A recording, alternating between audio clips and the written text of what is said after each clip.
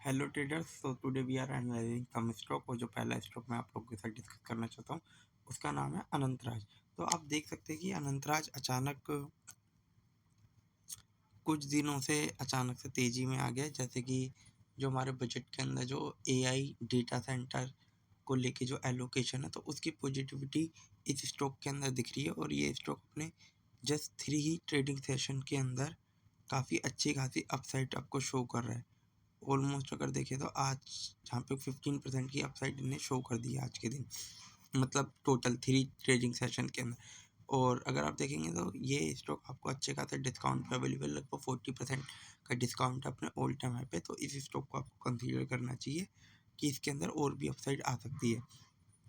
और जो अगला स्टॉक मैं आप लोगों के साथ डिस्कस करना चाहता हूँ उसका नाम है हिंदुस्तान जिंक। और हिंदुस्तान जिंक का चार्ट मैं आप लोगों से डिस्कस करूं, जैसा कि आप ये देख सकते हैं कि इसके अंदर इसके ऑल टाइम हाई के लेवल तक इस स्टॉक को जाना चाहिए था 800 तक के, बट ये वहीं से ही उसको बिना टच करे ही अभी ये गिरने लग गया है। क्योंकि ये जैसे कि अगर आपको थोड़ा सा सिल्वर के बारे में पता हो तो इसका ये बेनिफिशियरी है सिल्वर का। ये मतलब सिल्वर को कोई प्रोड्यूस नहीं करता, वो एक बाय प्रोडक्ट होता है।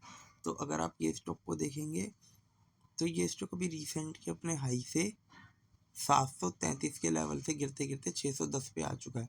लगभग 10 to 15% की गिरावट आ चुकी है। तो इस स्टॉक को आपको फिर से एक बार रिविजिट करना चाहिए, क्योंकि इस स्टॉक के अंदर जो कप का पैटर्न बना है ना, तो मुझे लगता है कि इस स्टॉक में और भी अपसाइड आनी चाहिए। तो इस स्टॉक को आप एनालाइज करिए। और जो नेक्स्ट स्टॉक मैं आप लोगों से डिस्कस करना चाहता हूँ वो है MRPL। तो ये रिफाइनरी का बिजनेस है, काफ़ी अच्छा है। अगर मैं आपको बताऊं तो जैसे कि इसके अंदर एक कप विथ हैंडल पैटर्न चल रहा है। ये एक कप था, ये हैंडल था, इस हैंडल के लेवल टच होने के बाद ये फिर से एक रैली के लिए निकल रहा है। तो इसीलिए मैं आप लोगों से डिस्कस कर रहा हूँ इस वाले चार्ट को। तो आप लोग इसको देखिए और अपने रडार पे रखिए।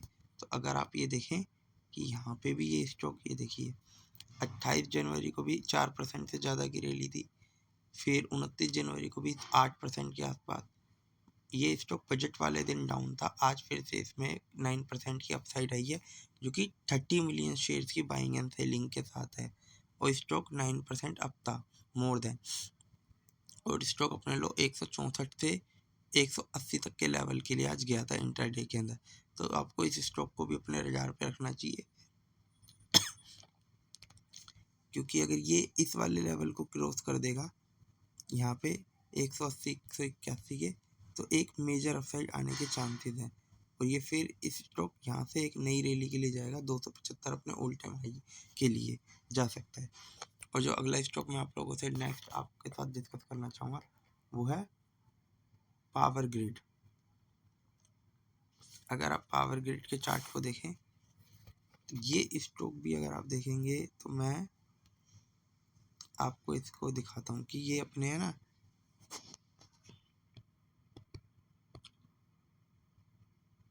कि हाई तो कुछ और होंगे, मैं आपको यहाँ पे दिखाता हूँ। ये इस ट्रेंड लाइन को के साथ फॉल कर रहा था।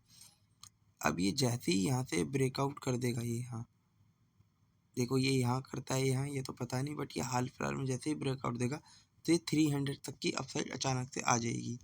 तो इस स्टॉक को आपको रडार पे रखना चाहिए। और स्टॉक अपना डबल बॉटम टच कर चुका है 250 के लेवल पे, ठीक है। तो और इस स्टॉक को में अगर आप देखेंगे, आज एक अच्छे खासे वॉल्यूम के साथ अच्छे मोटे 37 मिलियन शेयर्स के बाइंग और सेलिंग के साथ, मतलब 37 मिलियन शेयर की बाइंग एंड सेलिंग हुई है, जिसके अंदर स्टॉक अपने 250 के लेवल से 271 तक के हाई के लिए गया था आज इंट्राडे के अंदर। तो आपको इस स्टॉक को भी रडार पे रखना चाहिए कि इसमें और भी अपसाइड आ सकती है। और जो अगला स्टॉक मैं आप लोगों से डिस्कस करना चाहूँगा वो है यूपीएल। गाइस, यूपीएल को डिस्कस करने का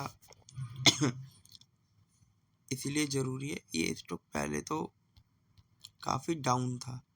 अब अगर आप इस स्टॉक को देखेंगे, ये स्टॉक है ना अपने डाउन ट्रेंड से एक अप ट्रेंड के अंदर आ गया है। अगर आप इस स्टॉक को यहाँ इस तरीके से देखें, ये इसका एक डाउन ट्रेंड था, अब ये स्टॉक अपने अप ट्रेंड के अंदर आ गया, मीन्स ये देखिए, तो ये वी शेप रिकवरी दे चुका है।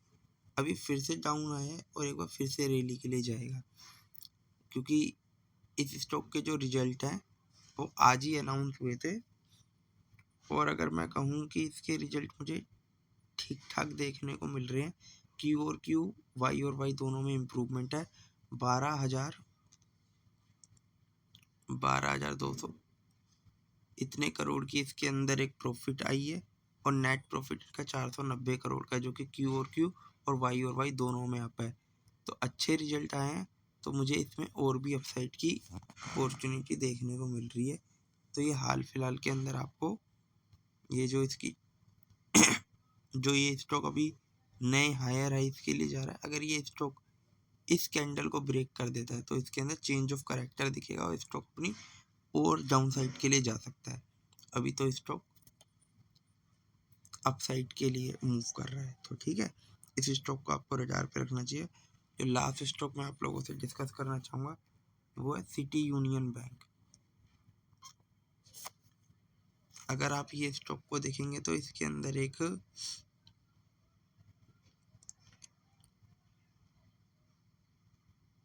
ये अपने रेजिस्टेंस को ब्रेक कर दिया था, एक बनना था।